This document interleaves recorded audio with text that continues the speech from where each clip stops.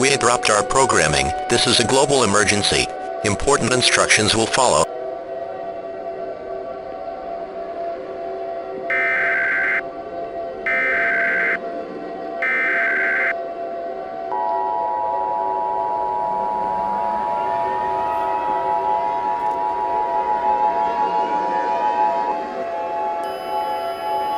The following message is transmitted at the request of the United States government.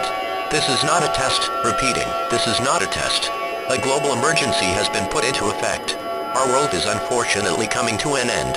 As of 10:32 p.m. Eastern Standard Time, the National Aeronautics and Space Administration has made an unfortunate discovery that the moon has unexpectedly fallen out of orbit for an unknown cause and is heading on a direct crash course towards our planet. The collision is expected in the next 3 hours and will land in the northern Pacific Ocean. When the moon impacts, it will cause the extinction of all life on Earth. The effects of the impact are as expected.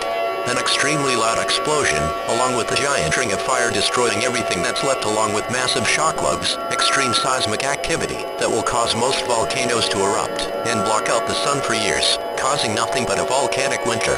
There is nothing that can be done to save your life, as no way to deflect the moon back into orbit. No underground shelter or evacuation route is good enough for this event. You may choose to go into panic mode, as there is nothing to do to stay calm anymore. Gather all your family and friends together, and wait for the final moments of life. You may spend these last 3 hours with anything that makes you happy or entertained. A Bible quote has been selected to be read on the air for the final time. Ephesians 3:20, Now to him who is able to do immeasurably more than all we ask or imagine, according to his power that is at work within us. The final activation of the emergency alert system will be concluded for the final time, and all broadcasts will be terminated with our national anthem. God bless the world, and the United States of America.